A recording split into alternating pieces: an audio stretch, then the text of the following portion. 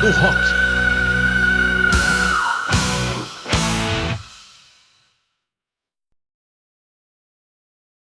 Gary Moore, nascido Robert William Gary Moore, em 4 de abril de 1952, em Belfast, Irlanda do Norte. Foi um guitarrista virtuoso cuja carreira multifacetada abrangeu diversos estilos e gêneros musicais, incluindo o blues, rock e o heavy metal. Sua habilidade técnica e profunda expressividade o estabeleceram como um dos guitarristas mais influentes de sua geração. Aos 16 anos, Moore mudou-se para Dublin, onde se juntou com a banda Skid Row, liderada por Brendan Bruce Shields. Com Skid Row, Moore lançou 2 álbuns, Sky e 34 Hours, que alcançaram sucesso moderado no Reino Unido. Durante esse período, ele desenvolveu uma amizade duradoura com Phil Lynott, futuro frontman do Tin Lizzy. Moore teve várias passagens pelo Tin Lizzy, contribuindo significativamente para o som da banda. Sua participação mais notável foi no álbum Black Rose, A Rock Legend, de 1979, que apresentou o clássico Parisienne Walkways, co-escrito por Moore e Lynott.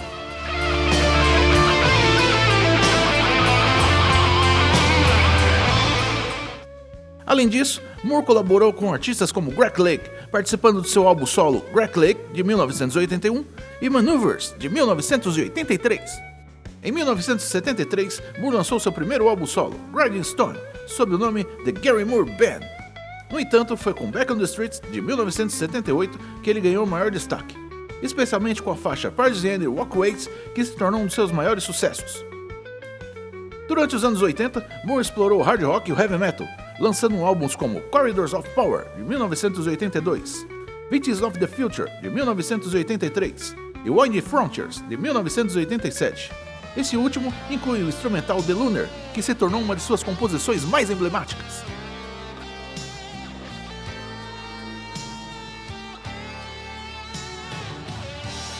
Em 1990, Moore retornou às suas raízes com o álbum Still Got the Blues, que contou com colaboração de lendas como Albert King e Albert Collins.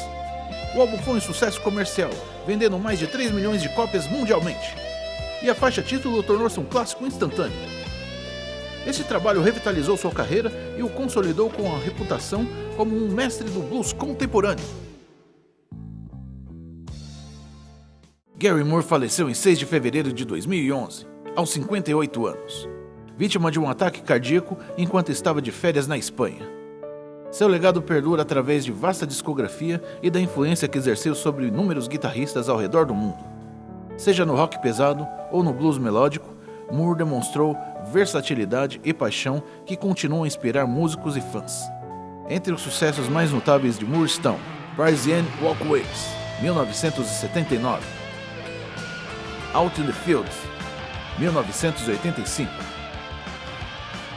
Empty Rooms, 1985, Over the Hills and Far Away, 1986, Still Got the Blues, 1990, Walking by Myself, 1990, Cold Day in Hell, 1992. Cada uma das faixas destaca a habilidade única de Moore em combinar técnica impecável e profunda emoção, solidificando sua posição como um dos guitarristas mais talentosos e expressivos de todos os tempos.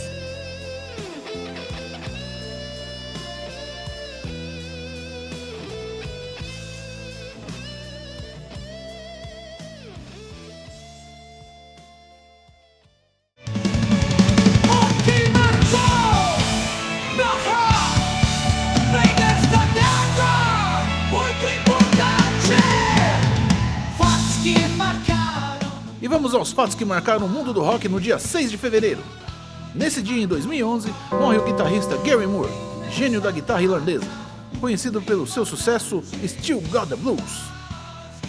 Nesse dia, em 1998, morre Carl Wilson, integrante do Beach Boys, conhecido pelo seu maior sucesso Good Vibrations. Em 6 de fevereiro de 2006, morre Jim Dulop, ícone do mercado de instrumentos musicais, as famosas palhetas. Em 6 de fevereiro de 1990, Chuck Berry é processado aproximadamente por 200 mulheres, alegando que foram filmadas no banheiro de um restaurante de sua propriedade. Em 6 de fevereiro de 1962, nascia Axl Rose, vocalista da banda Guns N' Roses.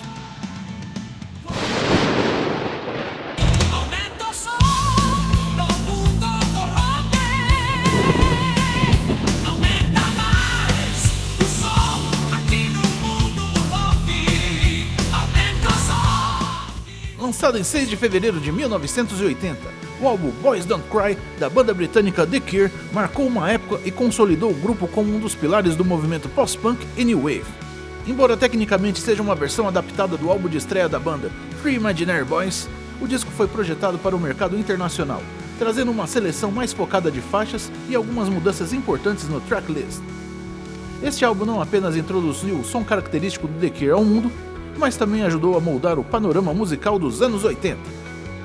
No final dos anos 70, o Reino Unido vivia um fervor cultural alimentado pelo punk rock, que, apesar de sua brevidade, abriu caminhos para movimentos mais experimentais e introspectivos, como o post-punk. O The Cure, liderado por Robert Smith, surgiu nesse contexto como uma banda que transcendia as limitações estilísticas do punk, adicionando elementos de melodia pop e lirismo sombrio. Boys Don't Cry, embora muitas vezes percebido como leve em comparação a trabalhos posteriores da banda, carrega uma profundidade emocional que reflete o talento precoce de Smith como compositor. Ele explora temas como solidão, perda, vulnerabilidade e desilusão, tópicos que viriam a definir a identidade musical do The Cure. A música que dá nome ao álbum se tornou um hino atemporal. Com um riff de guitarra cativante e uma batida dançante, Boys Don't Cry captura a tensão entre emoção e repressão. A letra fala sobre um homem tentando esconder sua dor emocional, um reflexo das expectativas sociais impostas aos homens na época, e ainda relevantes até hoje.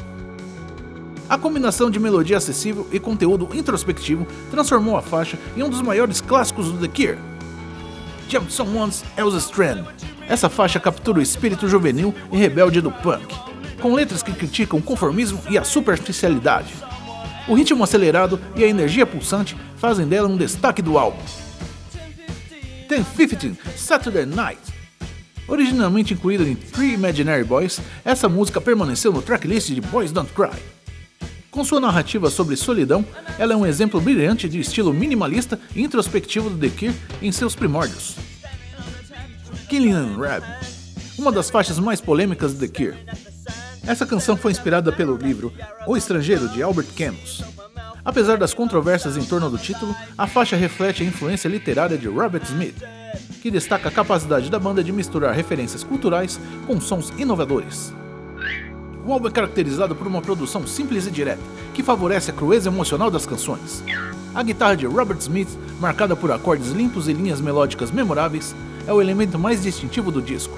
A bateria de Lou Tourist e o baixo de Michael Dempsey adicionam uma base rítmica que é ao mesmo tempo dançante e melancólica, criando um contraste que seria fundamental ao som da banda. Embora a sonoridade de Boys Don't Cry seja mais acessível e otimista em comparação a álbuns posteriores como Pornography ou Disintegration, o disco já apresenta os elementos que definiriam o The Cure como uma das bandas mais influentes do post-punk. Boys Don't Cry foi essencial para estabelecer o The Cure no mercado internacional, particularmente nos Estados Unidos, onde o álbum teve uma recepção calorosa. A faixa título tornou-se um dos maiores sucessos comerciais da banda e ajudou a introduzir o estilo gótico e introspectivo do The Cure a um público mais amplo. Ao longo dos anos, a influência de Boys Don't Cry tem sido sentida em diversos gêneros musicais. Bandas de indie rock, emo e até mesmo artistas pop modernos citam o The Cure como uma influência seminal. O álbum também é celebrado por sua habilidade de capturar emoções universais enquanto permanece enraizado em uma estética musical altamente particular. Hoje, Boys Don't Cry é considerado um clássico indispensável para fãs do post-punk e da música alternativa. Ele não apenas ajudou a moldar a identidade do The Cure, mas também abriu caminhos para explorações musicais mais profundas e experimentais nos trabalhos futuros da banda. Com canções que permanecem relevantes tanto musical quanto liricamente, Boys Don't Cry é testemunho do talento de Robert Smith e de sua habilidade de traduzir as complexidades da emoção humana em música. Mais de 4 décadas após o seu lançamento, o álbum continua a ser uma peça essencial para compreender não apenas a evolução do The Cure, mas também o impacto duradouro do post-punk na cultura popular. Seja pela simplicidade das melodias ou pela profundidade de suas letras, Boys Don't Cry permanece um dos álbuns que captura a complexidade da condição humana, provando que, mesmo em sua forma mais crua, a música pode ser profundamente transformadora.